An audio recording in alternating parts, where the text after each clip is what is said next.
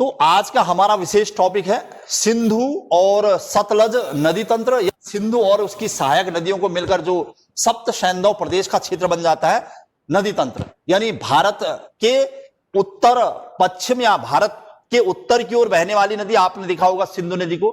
तो और सिंधु नदी तंत्र में हमें एक सिंधु नदी तंत्र, गंगा यमुना, जहां से बहुत सारे प्रश्न है हमारे पास, जो कि संपूर्ण उत्तर भारत का क्षेत्र होगा।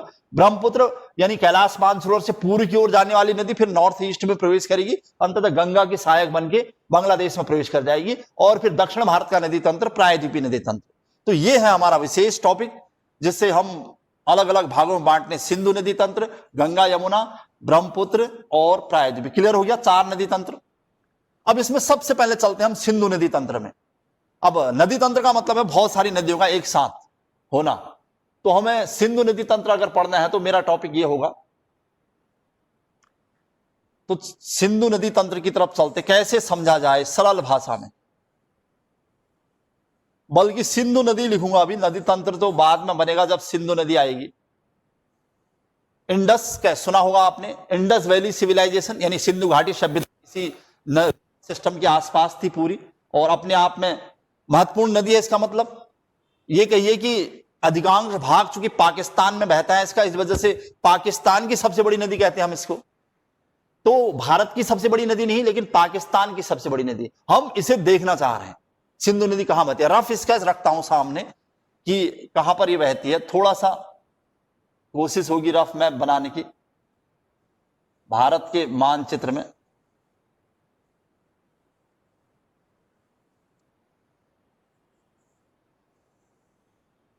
सिंधु नदी रिवर सिस्टम को देखना है भारत के मानचित्र में। अब हमें इस नदी को देखने जा रहे हैं। सिंधु नदी हेडिंग पड़ी हुई है, और ये वाला जो क्षेत्र है ये भारत है। अब आपको काफी कुछ इसके बारे में पता ही है। उत्तर की ओर यहां पर चीन है, और यहां पर चीन अधिकृत तिब्बत का क्षेत्र है, और वहां पर है कैलाश मानसरोवर झील। ये आपने सुना है बहुत समय पहले से ही, काफी नाम है इस कैलाश मानसरोवर का। मैं इसे मानसरोवर झील लिख देता हूं फिलहाल, आप समझ जाना, मानसरोवर झील जो कॉमन है। तो ये वो क्षेत्र है जिसे कैलाश पर्वत का पार्ट है, वैसे ज्योग्राफी के हिसाब से या अन्य हिसाब से देखा जाए, व्यवहारिक हिसाब से कैलाश पर्वत का पार्ट, कैलाश पर्वत, कैलाश मानसरोवर। मतलब इसे भगवान शिव का निवास स्थान भी कहा जाता है। तो भगवान शिव का निवास स्थान यानी कैलाश मानसरोवर क्षेत्र है ये, वहीं कैलाश मानसरोवर झील है। अब जब हम उद्गम की बात करेंगे तो प्रश्न इसके आसपास ही होगा, यानी कहीं ना कहीं सिंधु नदी यहीं से निकल रही है, इसी क्षेत्र से निकल रही है। तो मैं एक साइड प्रश्न में रफ स्केच बनाऊंगा तो सीधे मैं बना दूंगा कि यार सिंधु नदी का उद्गम इस टाइप से कुछ हो रहा है। ये कैलाश मानसरोवर झील के आसपास ही आजकल चेमा युंग डुंग ग्लेशियर लिख रहा है, कहीं पर सानोख्या बाव ग्लेशियर देता है। तो हम जब भी लिख रहे होंगे उद्गम स्थल को, यहां से ये सिंधु नदी का उद्गम हुआ, और ये भारत में प्रवेश करने के बाद धीरे धीरे धीरे यहां और पाकिस्तान में प्रवेश करिए, और फिर अरब सागर का पार्ट बनेगी। ये है अरब सागर, मतलब पश्चिम की ओर आ रही है, पश्चिम की ओर बहने वाली नदी है, ध्यान रखिएगा। सिंधु नदी को देख लिया हमने कहां से कहां आ रही है, और मतलब मूल उद्गम ये क्षेत्र है, तिब्बत का क्षेत्र है, जो इसका मतलब तिब्बत में बहती है, भारत में बहती है, पाकिस्तान में बहती है। ये तो तय है, 3 देशों में बहती है। और ये भी इतना भी पता है, हमें पता है ये जम्मू कश्मीर का क्षेत्र है। भारत में प्रवेश कहां करती है, जम्मू कश्मीर में करती है, और उसके बाद पाकिस्तान में चली जाती है। ये पाकिस्तान का इस्लामाबाद का क्षेत्र है यहीं पर। तो धीरे धीरे अरब सागर का पार्ट बन जाती है। तो सिंधु नदी किधर की ओर बहती है, कैलाश मानसरोवर से, हालांकि वहां से निकलने के पश्चिम में बहती नदी है, और अंततः अरब सागर का पार्ट बन जाती है। इतना तो तय हो चुका है। रफ स्केच तो ये है सिंपल। अब इसके बीच कितने प्रश्न आ सकते हैं, तो मैं एक तरफ क्वेश्चन बनाता रहूंगा। सिंधु नदी का उद्गम, मूल उद्गम, अगर नॉर्मल प्रश्न बनाए तो आप कहोगे कैलाश मानसरोवर झील। कैलाश पर्वत भी लिख दे रहा कहीं पर, तो इसको आपको दिक्कत नहीं होनी चाहिए इसमें, चाहे वो इसको कैसे भी घुमा दे। तो मतलब हमें पता है ये तिब्बत का क्षेत्र है, कैलाश मानसरोवर, कैलाश मानसरोवर झील। कहीं पर नॉर्मली मानसरोवर झील दे रहा है सिंधु नदी का उद्गम, कहीं कैलाश मानसरोवर झील देगा, लेकिन इसको एग्जैक्ट स्थान आजकल दे रहा है चेमा युंग डुंग आजकल नया नाम देने लगा, ध्यान रखिएगा, ग्लेशियर, मतलब उसके समीपी चेमा युंगडुंग ग्लेशियर है। और आज से पहले हम कुछ समय पहले पढ़ाते थे तो वहां पर हमें सानोख्याबाब ग्लेशियर भी लिखा मिलता था। तो सानोख्याबाब ग्लेशियर भी इसके समीप है। जहां पर चेमा युंगडुंग ग्लेशियर है उसके समीप एक जगह है बोखरचू। वो पर्टिकुलर जगह का नाम अगर लिखना चाहेंगे तो मैं लिख दे देता हूं, बोखरचू। बोखरचू ये जगह का नाम दे रहा है पर्टिकुलर।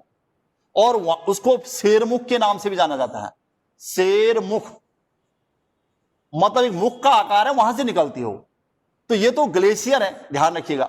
जगह का नाम पूछे तो बोखरचू, उस पर्टिकुलर जहां से निकलती, जैसे गंगोत्री कहां से, सॉरी गंगा नदी गंगोत्री से निकल देती है, लेकिन पर्टिकुलर क्षेत्र पूछेगा तो गौमुख, वैसे शेरमुख, कोई दिक्कत नहीं है उसमें।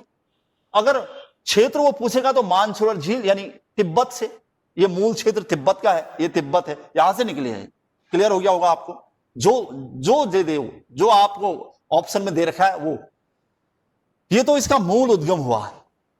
अब जैसे यहां से आगे निकलती है तो फिर प्रश्न बनने लग जाते हैं धीरे धीरे, कि जैसे ही भारत में ये आ गई, किधर की ओर जा रही है, वैसे तो पश्चिम कहते हैं, लेकिन जैसे ही आगे बढ़ी तो उत्तर पश्चिम की ओर जा रही है, ये उत्तर पश्चिम की ओर जाने लगी। देखिए, तो प्रश्न पहला था। दूसरा प्रश्न, जब भारत में प्रवेश करी तो भारत के कहां प्रवेश करती है, तो जम्मू कश्मीर में। अब जम्मू कश्मीर में, सॉरी अब तो जम्मू कश्मीर भी से कहना ठीक नहीं है, अब ये जम्मू हो चुका है, ये लेह लद्दाख हो चुका है। तो यहां पर दो पहाड़ियां हैं भारत की, ये देखिए, एक दो, भारत की इन दो पहाड़ियों के बीच से गुजरती है। अब ये लेह लद्दाख का क्षेत्र है, फिर भी राज्य मतलब या संघ शासित प्रदेश की बात कहेंगे। नॉर्मली हम पहले जम्मू कश्मीर कह देते थे, लेकिन अब संघ शासित प्रदेश लेह लद्दाख में प्रवेश करती है। तो प्रश्न बनाने से शुरू कर देता हूं। कुल लंबाई, सिंधु नदी की कुल लंबाई अरब सागर में गिरने तक यह है 2880 किलोमीटर। मतलब अपने आप में अच्छी खासी लंबाई है इसकी, 2880 किलोमीटर।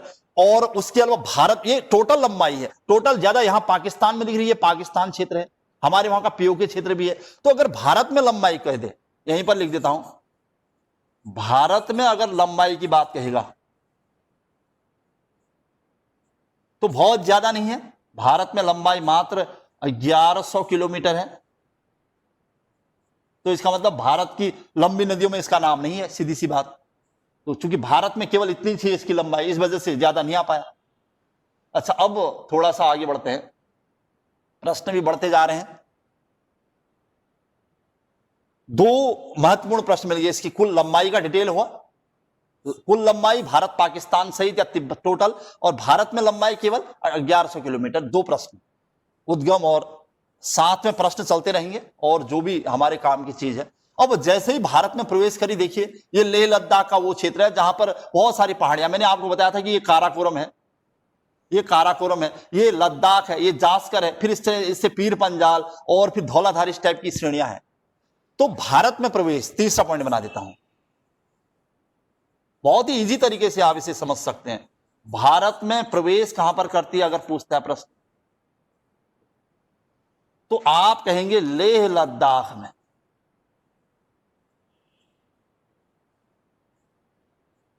वैसे तो जम्मू कश्मीर के दृष्टिकोण से देखा जाए तो लेह लद्दाख अलग अलग है, लेकिन हमारे हिसाब से जम्मू और लेह यानी दो संघ शासित प्रदेशों में ये लेह लद्दाख का क्षेत्र, भारत में प्रवेश। लेकिन अगर जगह का नाम पूछ दे बाई चांस, जैसे कभी कभी ये तो क्षेत्र है, मतलब ये तो संघ शासित प्रदेश का नाम है, कि जहां पर भारत में प्रवेश होता है, मतलब इंटर करती है भारत में, वो क्षेत्र है दमचौक। मतलब लेह का क्षेत्र है दमचौक। हम डायग्राम में ज्यादा जगह लिख नहीं सकते, वहां पर दमचौक में प्रवेश करती है, यानी यहां पर जो क्षेत्र है ये दमचौक का क्षेत्र है। क्लियर हो गया होगा आपको। पर्टिकुलर जगह का नाम दे देना है या राज्य या संघ शासित प्रदेश का नाम पूछ रहा है। भारत में प्रवेश हुआ, चौथा पॉइंट बनाऊंगा। अच्छा देखिए चौथा पॉइंट क्या है। अब जब भारत में प्रवेश करती है तो पूछ देता है कि अब चूंकि भारत में प्रवेश करने के दौरान भारत में उत्तर पश्चिम से प्रवेश कर रही है, उत्तर पश्चिम की ओर जा रही है। जैसे ही प्रवेश करती है तो ऐसे इसकी लोकेशन ऐसी है, देखिए। तो इसका मतलब उत्तर पश्चिम की ओर प्रवेश करते हुए भारत में आ जाती है। अब जब भारत में ये तो पहाड़ियां कौन सी है पूछता है, मतलब श्रेणियां कहते हैं ज्योग्राफी में, तो एक इनमें से लद्दाख होगी, एक जास्कर होगी, तो ऊपर लद्दाख और नीचे जास्कर।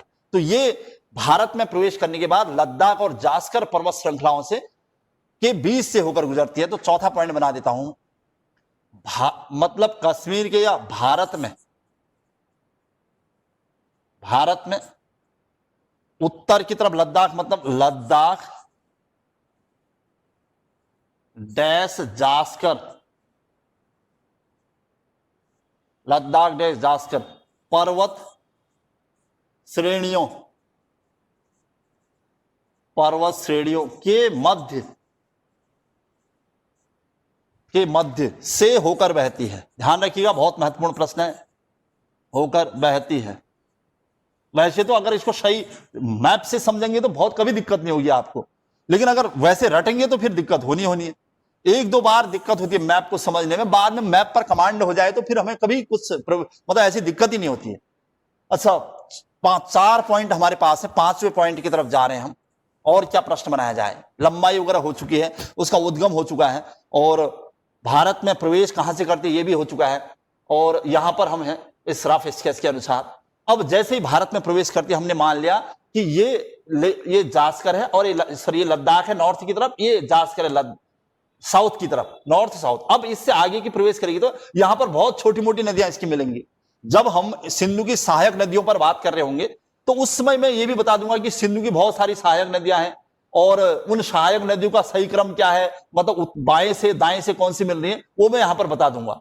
क्योंकि सिंधु का अधिकांश भाग सिंधु नदी जल समझौते के अनुसार पाकिस्तान में है, या फिर ये कहिए कि इस नदी के जल का लगभग 80% प्रयोग पाकिस्तान यूज कर सकता है इसका जल का। तो भी बहुत ज्यादा महत्वपूर्ण नदियों में ये पाकिस्तान की महत्वपूर्ण नदी है, न कि भारत। लेकिन अगर भारत से प्रवेश करती है, अगर सिंधु नदी जल समझौते का उल्लंघन कर दिया जाए, जो जिस प्रकार पाकिस्तान के एक्टिविटी चल रही है भारत के प्रति, अगर इस सिंधु नदी के जल को रोका जाता है किसी प्रकार से, तो पाकिस्तान की जो नींव है, तो जो पाकिस्तान की बैकबोन है, पाकिस्तान की, इसे जैसे हमारी भारत की बैकबोन गंगा नदी है, राष्ट्रीय नदी हमारी गंगा नदी है, 2008 में घोषित किया गया था, वैसे पाकिस्तान की राष्ट्रीय नदी सिंधु है। तो अगर इसका जल रोका जाए किसी प्रकार से तो पाकिस्तान को बहुत समस्याओं का सामना करना पड़ सकता है। तो ऐसे ही जैसे कि भारत की गंगा नदी को जल को रोक दिया जाए, तो मतलब महत्वपूर्ण योगदान है इसका भारत की अर्थव्यवस्था में, ऐसा नहीं है। तो हम 5वें पॉइंट की ओर चलते हैं। अच्छा, अब जब भारत के जम्मू कश्मीर होते हुए पाकिस्तान में प्रवेश करती है, तो पाकिस्तान में प्रश्न पूछता है कि कहां पर प्रवेश करती है सबसे पहले, तो एग्जिट कहां पर होता है। तो नेक्स्ट पॉइंट बना देते हैं, सिंधु नदी, पाकिस्तान में इसे इंडस भी कहते हैं, सिंधु नदी, क्योंकि जहां पर वो क्षेत्र है वो पीओके क्षेत्र है। सिंधु नदी पाकिस्तान के, मतलब जैसे हमारे वहां इन हुई और पाकिस्तान में भी कहीं पर इन होने वाली है, हमारे वहां से एग्जिट हो जाएगी। तो पाकिस्तान का वो क्षेत्र पूछ रहा है जहां पर एग्जिट होती है, मतलब भारत से, पाकिस्तान के चिल्लास, हालांकि ये क्षेत्र पीओके में है, चिल्लास पाकिस्तान में लिखता हूं, वरना ये क्षेत्र पाकिस्तान में, चिल्लास ये पीओके का क्षेत्र है,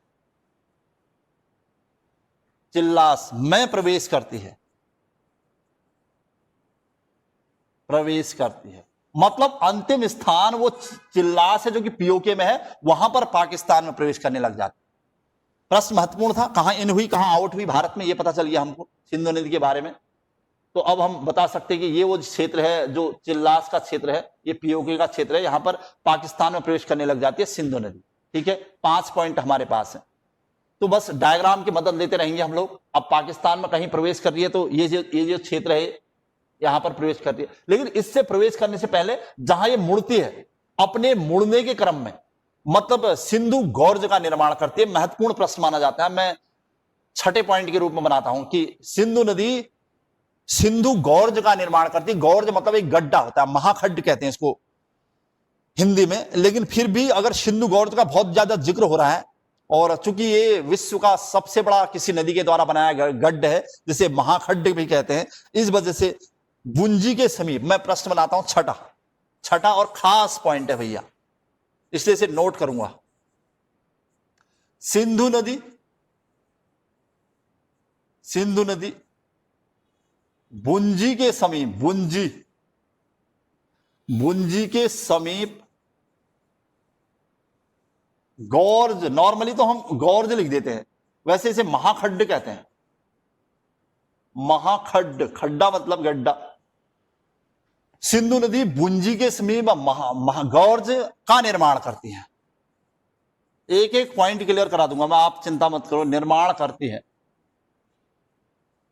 अब हिंदी में हमने उसे महाखड्ड लिखा, वैसे गौर्ज क्या होता है हमें इस पर काम करना पड़ेगा, तो थोड़ा सा जो पहले लिख लेता हूं, जो विश्व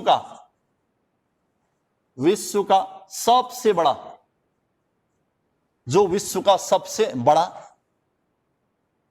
गौर्ज है, इसे ही विश्व का सबसे बड़ा गौर्ज माना जाता है। ध्यान रखिएगा, प्रश्न मिल गया आपको, विश्व का सबसे बड़ा गौर्ज क्या है, तो बुंजी गौर्ज कहते हैं इसको। इसका नाम एक्चुअल में ऐसे लिखता है कहीं पर, या कहीं पर सिंधु गौर्ज लिखता है, बुंजी गौर्ज, या नॉर्मली सिंधु नदी बना रही है तो सिंधु गौर्ज तो कहलाएगा ही, सिंधु गौर्ज। यह है विश्व का सबसे बड़ा गौर्ज जो सिंधु नदी बनाती है। जब पाकिस्तान की ओर मुड़ती है तो वहीं पर यह क्षेत्र है बुंजी, और वहीं पर यह गड्ढ का। अब थोड़ा सा दिक्कत हो रही है कि यार गौर्ज है क्या चीज। अब मैं यहां पर गौर्ज के बारे में आपको समझा देता हूं।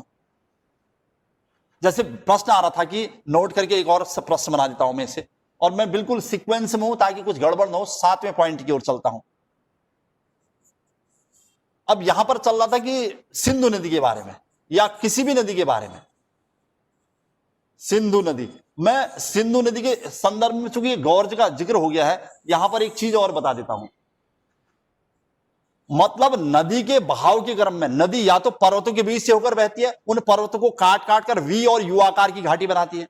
तो या तो हो सकता है कि यू तथा वी आकार की घाटी, इस टाइप की घाटियां बन जाती हैं जब पर्वत कटते हैं, और या होता है गॉर्ज, या होता है कैनियन। थोड़ा सा और इसे, कैनियन, ये एक दूसरे से जुड़े जैसे लगते हैं, और फिर आपको मैं इसको डायग्राम से भी क्लियर करूंगा। तो या तो यू और वी आकार की घाटी दिखेगी, या कैनियन दिखेगा, या गॉर्ज दिखेगा। थोड़ा सा डायग्राम से समझते हैं। यू आकार की घाटी, जैसे नदी यहां से चल रही है तो इस टाइप का बना देती है, ये यू आकार बन जाता है, या कभी कभी अपने मूवमेंट के क्रम में इस टाइप का बन जाता है। ज्यादा कटान करेगी तो ये, इनको देख के लगता है यार ये वी और यू आकार की घाटियां हैं, ये यू और वी। तो अगर थोड़ा सा और क्लियर करें, जब नदी अपने बहाव के क्रम में थोड़ा सा और बड़ा गड्ढा बनाती है, जैसे इस टाइप का गड्ढा बन जाता है कभी कभी, ये बड़ा सा, ये, तो इसे गॉर्ज कह देते हैं। मतलब ये छोटे आकार की यू और वी आकार की घाटियां तो रिफ्ट वैलीज भी कहलाती हैं। ये गॉर्ज बन जाता है, बहुत बड़ा सा गड्ढा, गॉर्ज। जैसे नदी यहां से आई और काटते काटते धीरे धीरे इधर की ओर चली गई, तो ये गॉर्ज का निर्माण बन गया। ये आ गया आपका गॉर्ज। सिंधु नदी अपने बहाव के क्रम में सिंधु गॉर्ज या गुंजी गॉर्ज का निर्माण करती है। तो गॉर्ज मतलब वी और यू आकार की घाटियों से बड़ा है। चीज वही है, उसी के बाद की प्रक्रिया है, उसी के कुछ सालों के बाद की प्रक्रिया है, जब यू आकार की घाटी या वी आकार की घाटी अपने विशाल आकार को ले लेती है उसके अपर्दन के क्रम में, इरोजन के क्रम में, तो उसे गॉर्ज कह देते हैं। अच्छा, कभी कभी ऐसा हो जाता है यही गॉर्ज, सेम कंडीशन है, देखिएगा कभी कभी यही गॉर्ज इस टाइप का बन जाता है। ये आई आकार का जैसा लग रहा होगा आपको देखने में, ये आई आकार का जैसा लगने लग जाता है। ये जब कोई गॉर्ज मतलब गड्ढा आई आकार का हो जाता है, मतलब और फैल जाता है, और बड़ा हो जाता है, ये इसे कैनियन कह देते हैं। बस बात खत्म हो गई, ये कैनियन है। चीज एक ही थी, पहले वो यू और वी आकार की घाटी के रूप में था, और उसके बाद उसका आकार थोड़ा बड़ा बन गया तो वो गॉर्ज बन गया, और आकार आई आकार का और बड़ा बन गया तो कैनियन बन गया। बस चीज एक ही है, यानी ये अपने आप में गड्ढा और महाखड्ड या खड्ड है, जो पहले तो इस छोटे रूप में होता है और फिर और बड़े रूप में हो जाता है और फिर आई आकार का रूप ले लेता है, उसे कैनियन कहते हैं। ये नदी के बहाव का क्रम होगा। बस आपको क्लियर हो गया होगा। अब कैनियन से एक हमारे पास प्रश्न हो सकता है कि गॉर्ज, कैनियन और वी और यू आकार घाटी का क्या। जब नदियां पहाड़ों में चलती है, मतलब जब सिंधु नदी भारत में प्रवेश करती है या जम्मू कश्मीर में, तो वहां पर मतलब कई पहाड़ियों के बीच से होकर बहती है, उन पहाड़ियों को काट काट कर वी और यू आकार की घाटी बना देती है, और जहां पर बड़ा गड्ढा बना देती है गॉर्ज कहते थे। इसलिए हमने कहा कि सिंधु गॉर्ज विश्व का सबसे बड़ा गॉर्ज है। अब हमें चाहिए यार कैनियन कौन सा होगा फिर विश्व का सबसे बड़ा, तो एक प्रश्न और मिल जाएगा हमें। तो 7वां पॉइंट था, मैं सिंधु गॉर्ज की जिक्र कर रहा था आप पर। 8वें पॉइंट की ओर चलते हैं, और गॉर्ज और कैनियन में एक छोटा मूलभूत अंतर पता चल गया होगा आपको। 8वें पॉइंट की ओर चलता हूं। अब हमें चाहिए यार, अगर कैनियन बड़े आई आकार का गड्ढा है तो विश्व का सबसे बड़ा कैनियन, विश्व का, यहीं पर ये नोट करके एक्स्ट्रा पॉइंट है, विश्व का सबसे बड़ा, विश्व, वहीं पर सब क्लियर हो जाना चाहिए जहां पर हम बात कर रहे हैं, वरना कोई फायदा नहीं है। विश्व का सबसे बड़ा कैनियन। अब कैनियन मतलब समझ गए होंगे, आई आकार का गड्ढा, विश्व का सबसे बड़ा कैनियन, तो उसका नाम है ग्रैंड कैनियन या ग्रांड कैनियन कहते हैं इसको। जहां आई आकार का बन चुका होगा, विश्व का सबसे बड़ा कैनियन कहूंगा तो ग्रैंड कैनियन कहूंगा। कहां? कोलोरेडो नदी पर, कोलोरेडो नदी पर। जगह का नाम पूछेगा तो उत्तरी अमेरिका। तो विश्व का सबसे बड़ा कैनियन कहां है, तो आप कहोगे उत्तरी अमेरिका में है। कहां, किस नदी पर है, तो कोलोरेडो नदी पर। और विश्व का सबसे बड़ा मतलब जॉर्ज कहां है, गॉर्ज कहां है, तो आप कहिए सिंधु नदी पर, भारत पाकिस्तान की सीमा पर सिंधु नदी बनाती है। क्लियर हो गया होगा आपको गॉर्ज और कैनियन में अंतर भी, और ये प्रश्न भी। विश्व का सबसे बड़ा गॉर्ज, ये भुंजी गॉर्ज विश्व का सबसे बड़ा गॉर्ज है, सिंधु गॉर्ज। कहते हैं कि जो ये सिंधु गॉर्ज है अपने आप में बहुत बड़ा है। अब बड़ा कितना है, लगभग 5181 मीटर देता है इसकी, कहीं पर 5181 मीटर गहरा इसकी गहराई है सिंधु गॉर्ज की। तो लगा लीजिए आप, बहुत बड़ा है अपने आप में, इतना गहरा हो चुका है नदी के अपरदन के परिणाम स्वरूप।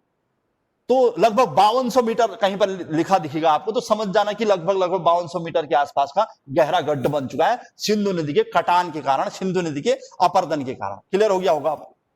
जब हम उत्तरी अमेरिका वगैरह पढ़ेंगे तब मैं कोलोरेडो नदी पर बना इस कैनियन को भी आपको दिखाऊंगा। फिलहाल हम सिंधु नदी पर काम कर रहे थे।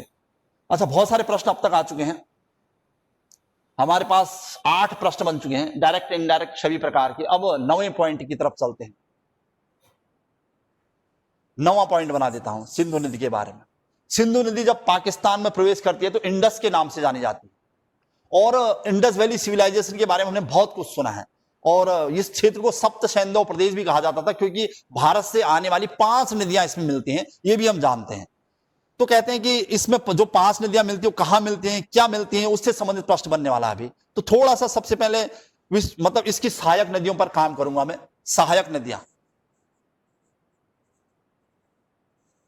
सहायक नदियां मतलब सिंधु की सहायक नदियां कौन सी, या सिंधु की ट्रिब्यूटरीज कौन सी हैं। अब सहायक नदियां जैसे नॉर्मली मैं लिख रहा हूं लिखने को, लेकिन अब जिस और नदी जा रही होती है उसकी सहायक नदी को उसी तरफ से लिखना चाहिए वैसे हमने, लेकिन मैं यहां पर सीधा ऐसे लिख देता हूं ताकि आपका प्रश्न मिस न हो।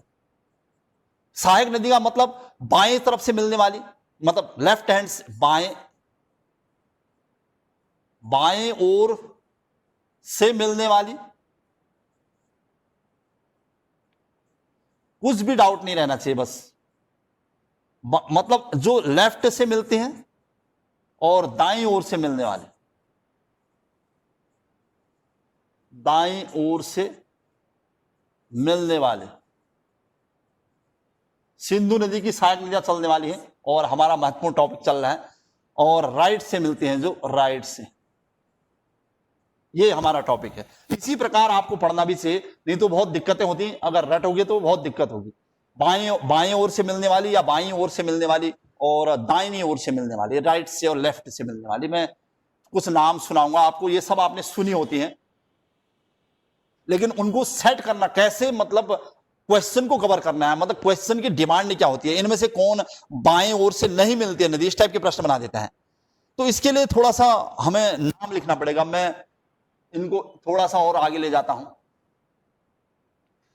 खासकर भारत की ओर से जो मिलती हैं बड़ी नदियां, तो मैं यहां पर एरो यहां पर लगा देता हूं सीधा, वो नाम आप सुनाई देगा आपको, सतलज, सतलज, ब्यास। हालांकि ब्यास डायरेक्ट सहायक नहीं है, लेकिन मानी जाती है क्योंकि कहीं ना कहीं ये भी मिलकर वहीं जाती है। सतलज, ब्यास, रावी, चेनाब, झेलम, ये पंच नद हैं भारत में। झेलम और सिंधु घाटी सभ्यता के दौर में भी हमने इनको पढ़ा था। उसके बाद वैदिक सभ्यता आई तो इन नदियों के अपने पुराने नाम हुआ करते थे, उन दिनों वो भी पढ़ा है हमने सब, और इनसे संबंधित वो प्रश्न भी बन जाते कभी कभी। इसके अलावा अगर देखोगे तो आपको जास्कर नदी मिलेगी, ये जम्मू कश्मीर में मिल जाती है, जास्कर पहाड़ी से निकलती है, जास्कर। ये तो 5 बड़ी नदियां थी, इनका तो मैं जिक्र करूंगा अभी, लेकिन उसके अलावा जो छोटी मोटी नदियां हैं वो भी हैं। जास्कर, जास्कर पर्वत श्रृंखला से मिलती है। सिगार, जम्मू कश्मीर में सिगार घाटी है, सिगार, मतलब अब तक 7 नदियां जो कि बाएं ओर से मिलते हैं। और नाम सुनाऊंगा एक आध सोहन और स्यांग का भी। सोहन नदी घाटी सुना होगा आपने, सोहन और स्यांग, स्यांग, ये अन्य सहायक नदियां हैं। मतलब मैं यहीं पर इसको थोड़ा सा, ये तो हमने पढ़नी है, सतलज बड़ी नदियां हैं, क्योंकि भारत की नदियां हमने बाद में इनको पढ़ना है, समझना है। और ये 5 बड़ी नदियां, इन्हें पंचनद कहते हैं, इनको पंचनद, पंचनद, इसको हम पढ़ लेंगे। लेकिन ये छोटी मोटी नदियां जास्कर, सिगार, सोहन, स्यांग, इनके बारे में भी सुनना है। लेकिन इनमें से कौन बाईं ओर से नहीं मिलती पूछ देगा तो वहां पर हमारा प्रश्न बन जाएगा। लेकिन हम तब तक चलते हैं दाहिनी ओर से मिलने वाली, यानी राइट हैंड साइड से मिलने वाली। यहां पर कुछ नदियों के नाम आने वाले हैं। अब चूंकि बड़ी बड़ी नदियों के सब नाम आ चुके हैं, आप भी जान रहे हैं, जो भारत से खासकर बहती हैं, तो इसका मतलब छोटी मोटी नदियां बची हैं। यहां पर है श्योक, श्योक मतलब राइट हैंड साइड से मिलती है। श्योक नदी रिवर ऑफ डेथ भी कहते हैं इसको, मृत्यु की नदी भी कहते हैं इसको। काबुल, कुर्रम, काबुल, कहीं पर अलग से लिख देता है कुर्रम।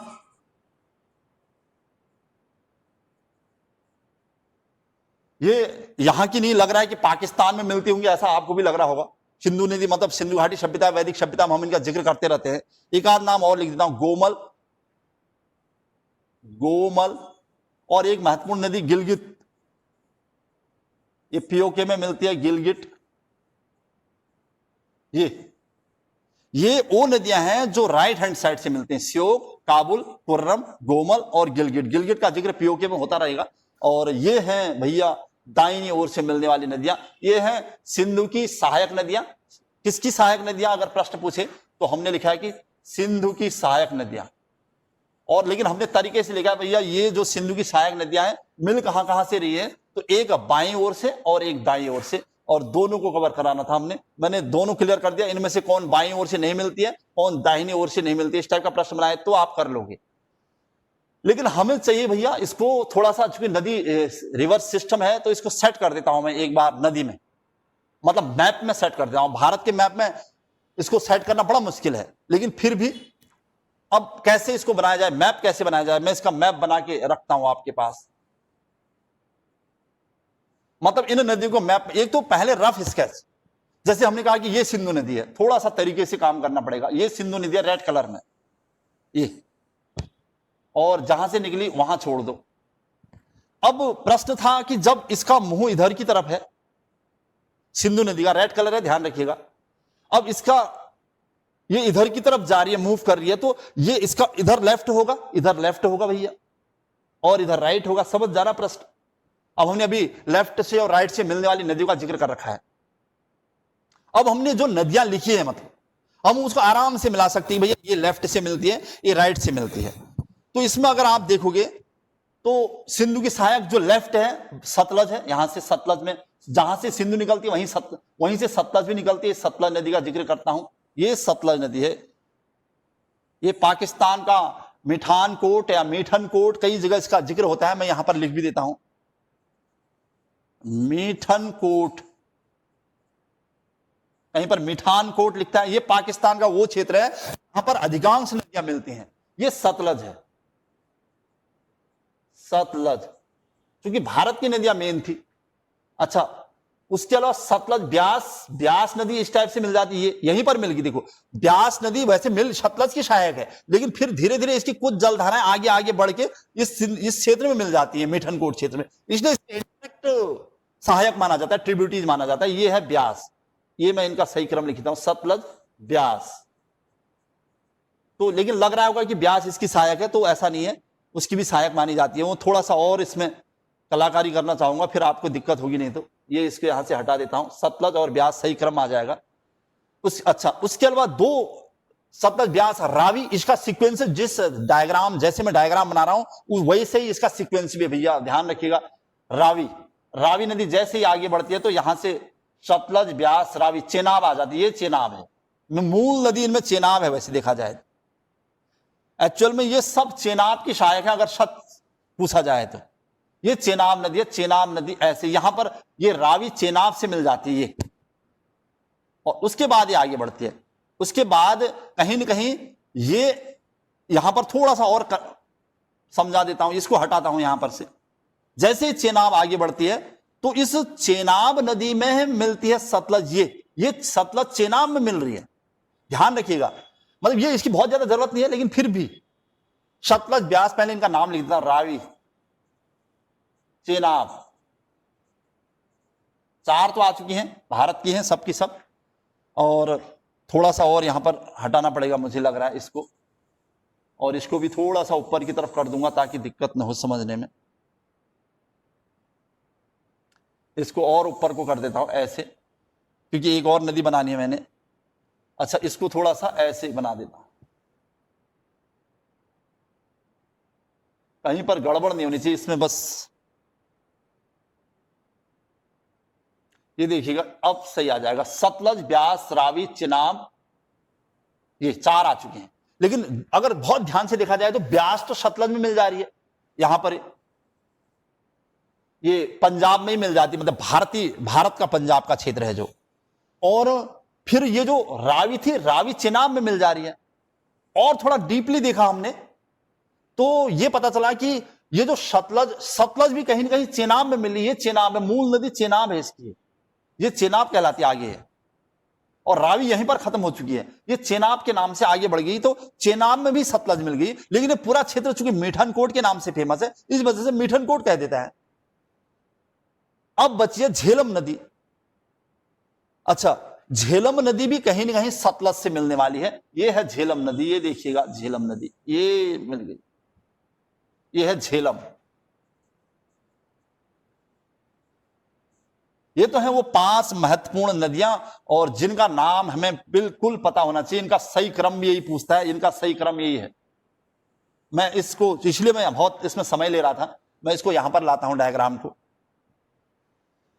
अब आपसे अगर प्रश्न पूछे, थोड़ा सा और यहां पर मेहनत करनी पड़ेगी लग रहा है, किसी प्रकार की कोई कंफ्यूजन न हो। ये सतलज है, ये इनका सही क्रम पूछ दे रहा है।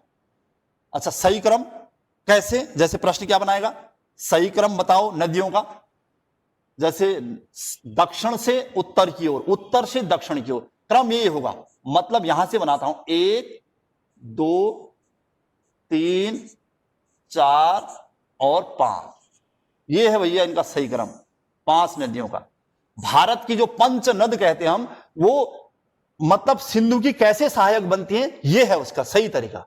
तो पहले यही आपको इसी तरीके से याद भी करना चाहिए, और जब भी आप बोलते हो नदियों के बारे में, और यही क्रम भी आना चाहिए लिखते वक्त, सतलज, ब्यास, रावी, चेनाब, झेलम। मेरे बाद मुंह से भी ये इसी टाइप से आ रहा रहेगा, और आप बाद में समझ जाएंगे मैं ऐसे क्यों बोलते हैं हम लोग। इसका सीक्वेंस देने के लिए मैं यहां पर बार बार इतनी मेहनत कर रहा हूं ताकि आपको कभी गड़बड़ ना हो। सतलज, ब्यास, अभी कहां से निकलती क्या निकलती हूं मैं बाद में बता दूंगा, लेकिन इनका सही क्रम आपको ध्यान रखना है, ठीक है। ये इसका सही क्रम है इन 5 नदियों का। और छोटी मोटी नदियां मैं उनको अभी रफ स्केच में बना दूं। तो झेलम महत्वपूर्ण नदी है यहाँ की। चेनाब, एक्चुअल में ये जो सारी नदियां कहीं ना कहीं चेनाब में मिल जाने, चेनाब को मैं थोड़ा सा अलग कलर देना चाहूंगा, ये चेनाब है, ये चेनाब में यहां से रावी मिली, देखो यहां पर, और उसके बाद चेनाब जब आगे बढ़ी इसमें झेलम भी मिल गई, देखो यहां पर झेलम भी मिल गई है। जब चेनाब आगे बढ़ी तो इसमें ये सतलज और ब्यास जो संयुक्त रूप से मिली थी वो भी मिल गई, तब जाके वो चेनाब मूलतः आगे बढ़ती है, ये है वो मिठनकोट का, इस पूरे क्षेत्र को मिठनकोट का क्षेत्र कह दिया गया है। थोड़ा और इसको आगे बढ़ाता हूं, नदी तंत्र बनाना बड़ा मुश्किल है, इसको यहां से फिर से हटाता हूं, थोड़ा और जगह चाहिए हमें। जैसे हमने बहुत सारी सहायक नदियों का जिक्र कर रखा है, तो थोड़ा सा और बढ़ा देता हूं। छोटी मोटी 2-3 और नदियां लिखी है मैंने, उनको भी लिखा दी। ये सिंधु यहां डाल दी मैंने अब। अच्छा, 1-2 और सहायक नदियों का जिक्र करा था, उनका भी नाम लिख देता हूं, ताकि हमने लिखा है कि इसकी जो सहायक नदियां जो लेफ्ट से मिल रही हैं बहुत सारी थी, 5 तो मैंने बना दी, सतलज यहां तक। अब जास्कर, सिगार, सोहन, श्यांग, ये 4 और हैं। जास्कर, सिगार खासकर मेन है, तो मैं इनको भी यहीं पर लिखना चाह रहा हूं। तो ये जास्कर इस टाइप से कुछ मिलती है, ऐसे आती है जास्कर पर्वत श्रृंखला से, ऐसे ऐसे ऐसे मिल जाती है। ये जास्कर है, बहुत ज्यादा फेमस नहीं है, लेकिन मैं लिख दे रहा हूं यहां पर जास्कर। और ये एक सिगार का जिक्र हो रहा था, सिगार घाटी जम्मू कश्मीर, एक जास्कर, सिगार। अच्छा, ये तो 2 महत्वपूर्ण थी, थोड़ा काम की थी, इस वजह से मैंने लिख दिया। लेकिन फिर जो 2 बहुत ज्यादा जरूरत नहीं है इनकी, लेकिन फिर भी सोहन और श्यांग कहेगा, तो मैं यहां पर 2 नदियों का नाम लिख देता हूं। फिर भी सोहन और श्यांग, ज्यादा लिख नहीं रहा हूं, बहुत जरूरत नहीं है इनकी। ये सिंधु नदी है। अब अच्छा, सिंधु नदी को हम ऐसे दिखा रहे थे, ये आपका मानसरोवर झील है। सिंधु नदी यहां से आगे बढ़ी और ऐसे चली गई। सेट करना था बहुत जरूरी, इन खासकर इन 5 नदियों को, उसके बाद ये छोटी मोटी 2 अन्य नदियों को। इस वजह से थोड़ा सा समय लग रहा होगा आपको, तो ये ध्यान रखना। जास्कर, सिगार भी इसी की नदियां हैं, लेकिन ये लेफ्ट से मिल रहे हैं। अब थोड़ा सा राइट से बनाना पड़ेगा मुझे। अच्छा, राइट से लाते हैं 1-2 नाम, लेकिन जो राइट से मिलने वाली नदियां हैं बहुत ज्यादा महत्वपूर्ण नहीं है। उसमें भी खासकर भारत की नदियां महत्वपूर्ण नहीं है, मतलब पाकिस्तान में या फिर अफगानिस्तान क्षेत्र से जो आती हैं वो नदियां तो ठीक है, लेकिन भारत से ज्यादा महत्वपूर्ण नहीं है। तो श्योक और गिलगिट का जिक्र करता हूं। यहां पर आप देखोगे ये क्षेत्र है श्योक नदी का, ये श्योक घाटी जम्मू कश्मीर से आती है, श्योक। और यहां पर मिलते गिलगिट, ये गिलगिट महत्वपूर्ण नदी है, वैसे पीओके में है गिलगिट।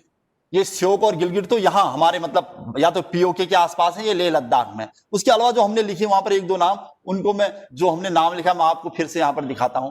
ये गिलगिट और श्योक तो लिख दी थी, काबुल, कुर्रम, गोमल, ये इधर की नदियां हैं पाकिस्तान क्षेत्र की। तो यहां पर मैं हल्का सा यहां पर जोड़ते हुए चलता हूं। ये काबुल है, और एक और नाम था, ये छोटी मोटी नदियां यहां की, ये यहां की नदियां हैं। काबुल के अलावा हमने यहां पर जो लिखा है वो है कुर्रम और गोमल, मतलब पाकिस्तान की गोमल, कुर्रम और गोमल।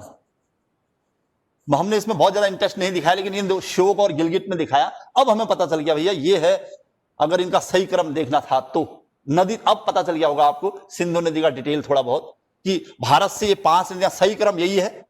और उसके बाद ये जास्कर और शिगार, छोटी मोटी 2 और नदियां, यहां से श्योक, गिलगिट और काबुल, कुर्रम और ये पाकिस्तान से मिलने वाला क्षेत्र है पूरा। गिलगिट के बाद का ये पीओके का क्षेत्र है गिलगिट का, और ये सब भारत का क्षेत्र है। यहीं पर बहुत मतलब संगम भी बनने वाले हैं, और यहीं पर बहुत सारे प्रोजेक्ट भी हैं जो नदियों पर बने हैं, बांध परियोजनाएं भी इन नदियों पर। क्योंकि इसलिए इनको हमको 5 नदियों को अलग से पढ़ना पड़ेगा, इस वजह से मैं इसको डिटेल कर रहा था। सिंधु नदी पर काम कर रहे थे हम लोग। उसके बाद सिंधु नदी आगे बढ़ जाती है, और सिंधु नदी आगे बढ़ती है पूरे पाकिस्तान में जाएगी, और पाकिस्तान में किधर की ओर प्रवेश करती है, इस टाइप से भी प्रश्न बने हैं। तो सिंधु नदी को हमने आगे बढ़ाया, और धीरे धीरे अरब सागर में चली जाती है। पश्चिम की ओर बहने वाली नदी है, ये पूरा पाकिस्तान का क्षेत्र है। इतना सा था वैसे सिंधु नदी के बारे में लिखना मूल था, मतलब थोड़ा सा इस डायग्राम को बनाना मुश्किल हो रहा था। और ये सिंधु की सहायक नदियां आ गई, 9वां पॉइंट है हमारे पास। और भारत और पाकिस्तान में सिंधु नदी जल समझौते को लेकर कई बार डिस्कशन होता रहता है, ये आपने भी सुना होगा, सिंधु नदी जल समझौता क्या कहता है। एक आध पॉइंट सिंधु नदी जल समझौते की तरफ के बारे में थोड़ा सा मैं लिख देता हूं यहां पर, कब हुआ था, क्या हुआ था, पूछता है। तो ये प्रश्न भी खास है, 10वां पॉइंट बना देता हूं इसको। सिंधु नदी जल समझौता, सिंधु नदी जल समझौता बल्कि यहीं पर लिख देता हूं 1960 में भारत की आजादी के बाद या फिर भारत पाकिस्तान के विभाजन के बाद 1960 में सिंधु नदी जल समझौता हुआ था। अब प्रश्न इससे एक आध प्रश्न बनाएगा, कहां हुआ था, क्या हुआ था, इसमें क्या क्या शर्तें थी। और विश्व बैंक, जो वर्ल्ड बैंक कहते हैं हम जिसको, विश्व बैंक द्वारा गठित सिंधु बेसिन सलाहकार बोर्ड ने मतलब उस समय जो शर्तें रखी थी, ये कहा था कि मतलब अगर इसका पूछता है, पहले तो फैक्ट बना देता हूं, कब हुआ था, 19 सितंबर 1960 में हुआ था। अच्छा, और प्रश्न बनाएगा तो भारत किसके बीच पूछेगा, तो भारत और पाकिस्तान के बीच, नॉर्मल बातें हैं। अच्छा, कभी कभी पूछता है जैसे भारत पाकिस्तान के बीच हुआ था तो जब समझौता हुआ होगा, हुआ कहां था, या फिर भारत की तरफ से कौन गया था, ऐसा भी पूछ देता है। एक प्रश्न यहां पर बना देता हूं, भारत पाकिस्तान के बीच हुआ था, भारत की तरफ से नेहरू थे, भारतीय प्रधानमंत्री नेहरू, और पाकिस्तान की तरफ से पाकिस्तानी राष्ट्रपति यहां पर गए थे, और पाकिस्तानी राष्ट्रपति अयूब खान उस समय उपस्थित थे। तो अयूब खान का नाम, अयूब खान, ये भारत के प्रधानमंत्री, ये पाकिस्तान के राष्ट्रपति। और कब हुआ था, 19 सितंबर 1960 में। और प्रश्न बनाएगा तो ये बनाएगा कि कहां हुआ था, रावलपिंडी में। एक पॉइंट और, रावलपिंडी पाकिस्तान में हुआ था ये। और विश्व बैंक की सहमति से हुआ था, या फिर विश्व बैंक की एक सलाहकार बोर्ड था जिसने सिंधु नदी के उपयोग को लेकर ऐसा कहा था कि, अब इसकी शर्तें में मैं एक आध पॉइंट बना देता हूं, ये तो खैर फैक्ट था इसलिए आपको ये पढ़ा होगा तो ये पता ही होगा। शर्तें क्या थी, देखिएगा शर्तें, मतलब इसकी मूल शर्तें क्या थी। अब शर्तें मैंने कहा था कि जैसे सिंधु नदी आ रही है, ये अब रफ स्केच बनाता हूं। अब इसकी जो खासकर 5 नदियां, एक तो सिंधु खुद हो गई, तो उसमें जो हमारे यहां से मिलनी थी जैसे सतलज, ब्यास और रावी, मतलब ये सतलज, ब्यास और रावी, ये 3 नदियां, इनके नियंत्रण का अधिकार भारत का होगा। मतलब समझ गए होंगे आप, जो उसकी महत्वपूर्ण सहायक है ये, क्योंकि भारत से आ रहे तो अधिकांश क्षेत्र भारत का है, तो इनके नियंत्रण का अधिकार, मतलब ये भारत को नियंत्रण का अधिकार मिल गया था, नियंत्रण का अधिकार दिया गया। सिंधु की जो ये सहायक नदियां थी, तो क्लियर हो गया होगा। अच्छा, जो अन्य बची हैं, जो हमने अन्य मतलब जैसे सतलज, ब्यास, रावी, अब है चिनाब, झेलम और खुद सिंधु, ये तो ये हैं चेनाब, झेलम और सिंधु। चूंकि सिंधु तो पाकिस्तान की राष्ट्रीय नदी भी है और वहां की आधार रेखा भी है। ये मैंने एक प्रश्न बता रहा था कि इनके नियंत्रण का अधिकार, जो ये 3 नदियां हैं, इनके नियंत्रण का अधिकार पाकिस्तान को मिल गया था। समझ गए होंगे। तो रावी, ब्यास और सतलज के नियंत्रण का अधिकार भारत को दिया गया, और ये जो ऊपर की ओर है यानी उत्तर की ओर थी, चेनाब, झेलम और सिंधु नदी के नियंत्रण का अधिकार पाकिस्तान को दिया गया। नियंत्रण का मतलब ये नहीं था कि इन पर पूरी तरह कंट्रोल रहेगा, मतलब आपस में समझौते के तहत, सामंजस्य के तहत इनके जल का प्रयोग दोनों मिलकर करेंगे, लेकिन फिर भी इसका मैनेजमेंट या इनको कंट्रोल करने का काम उस पर्टिकुलर देश का होगा, ये बात कही गई थी। अच्छा, ठीक हो गया। ये उत्तर की तरफ थी, इस वजह से ये इनका अधिकांश जल पाकिस्तान में जाना था इस वजह से, और ये भारत की तरफ है तो भारत स्वाभाविक था। अच्छा, दूसरी महत्वपूर्ण शर्तें, ये तो पहली शर्त थी, पहली शर्त की बात थी जो कि इन नदियों का ऐसे ऐसे विभाजन कर दिया गया।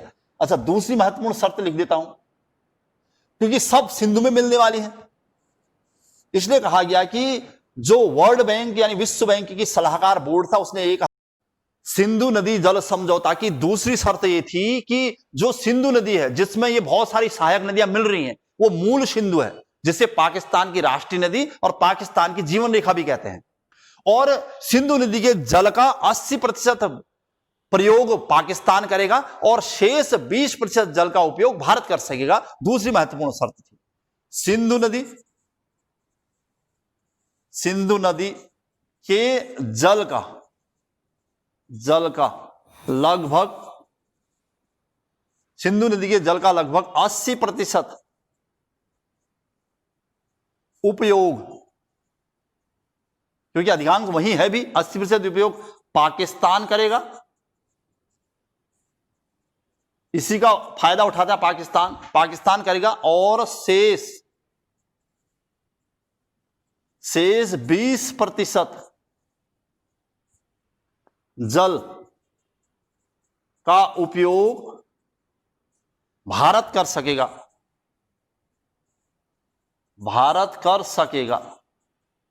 यह शर्त थी महत्वपूर्ण।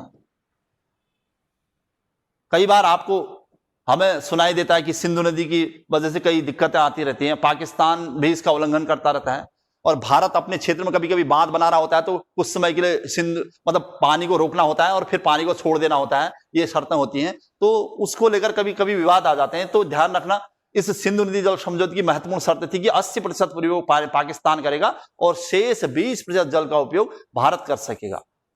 ये था भैया सिंधु नदी से संबंधित सिंधु नदी जल समझौता की 2 महत्वपूर्ण शर्तें, यहां पर मैंने रख दी। कब हुआ था, कहां हुआ था, कौन कौन उपस्थित थे, ये सब आपके सामने है। खासकर पाकिस्तान की तरफ से कौन था और भारत की तरफ से कौन था, कब हुआ था, एग्जैक्ट डेट भी मैंने आपको यहां पर लिख दी है। तो ये था सिंधु नदी की डिटेल, उसकी सहायक नदियां, ट्रिब्यूटरीज, और लेफ्ट से राइट से मिलने वाली सहायक नदियां, और उसका सिंधु नदी द्वारा बनाया गया गॉर्ज, जो विश्व का सबसे बड़ा गॉर्ज है। गॉर्ज और कैनियन में क्या अंतर होता है उसको समझाया मैंने आपको। उसके बाद सिंधु नदी से बेसिक जानकारियां कि वो भारत में कहां पर इन होती है, कहां एग्जिट होती है, ये प्रश्न मिल गया था। किन 2 पर्वत श्रृंखलाओं के बीच से होकर बहती है, वो पर्टिकुलर क्षेत्र, उसकी टोटल लंबाई, भारत में लंबाई, और एग्जैक्ट जहां से वो निकलती है, और भारत के मानचित्र में उसकी एग्जैक्ट लोकेशन। ये था हमारा छोटा सा टॉपिक, सिंधु नदी और सिंधु नदी जल समझौता। एक लाइन में अगर आप चाहो तो मैं इनके दुआब का नाम सुना देता हूं आपको, ताकि आपका रिवाइज भी हो जाए और उन दुआबों के नाम भी पता चल जाए। ब्लैक कलर से मैं इनको लिख देता हूं। मैंने वहां पर मैंने कहा तुक्का लगाना आप, जैसे ये बौ है, ये सौ है, बिष्ट दुआब। यस सर, उस समय भी बताया था मैंने, है ना, ये है बौ है, रो है, बारी दुआब, इस टाइप से तुक्का लगाना है आपको। तो बिष्ट दुआब कौन सा होगा, ब्यास और सतलज, ये बिष्ट दुआब, 2 नदियों के बीच का क्षेत्र बिष्ट दुआब। यस सर, समझ गए होंगे ना, कोई कंफ्यूजन नहीं है इसमें। ये वहां मैदानों में भी मैंने पढ़ा रखा है पढ़ाने को। अब ये बौ है, रो है, ये बारी दुआब है। दुआब नहीं लिखूंगा, बस समझ जाना, 2 नदियों के बीच का क्षेत्र है दुआब। ये एक और यहां पर हमने कलाकारी करी तो एक और प्रश्न निकल आएगा, इनका मैच्ड कॉलम करके बना दे रहा हो। अच्छा, फिर रचना दुआब, रावी और चिनाब होगी। ये रावी है, चिनाब है, तो रचना कहते हैं इसको, रचना दुआब। मतलब इसी से आप बना सकते हो, यही रौ और चौ। अब मैंने कहा कि ये झेलम है, लेकिन ये चौ है, उसे थे चाज दुआब, हिंदी में लिख देता है उसको चाज, कहीं पर ये भी मिला दिखेगा तो चाज या चाज समझ जाना, उसे जो लिखता है वैसे, या चाज हो सब चलेगा। 4 दुआब मिल चुके हैं, यानी 2 नदी के बीच के स्थान को। अब बचा लास्ट वाला, मतलब जो भी नदियां होंगी वहां सिंधु से लगी हुई होगी वो। अब ये तो छोटी मोटी नदियां, इनसे संबंधित नहीं क्षेत्र होता है वो, ये सिंधु से ही होगा, पूरा क्षेत्र ही होगा ये दुआब का क्षेत्र। और लास्ट बचा है, और जो लास्ट दुआब था वो सिंधु झेलम के बीच होगा, क्योंकि सबसे ऊपर झेलम है, उसके बाद सिंधु है, वो होगा, या सिंधु झेलम चिनाब सब कह देता है, उसको कहते हैं सिंधु सागर दुआब। ये होगा सिंधु सागर दुआब। बस ये इन दुआबों का सही क्रम भी पूछेगा तो भी आप बना दोगे उत्तर से दक्षिण की ओर, बस इसी के सहारे।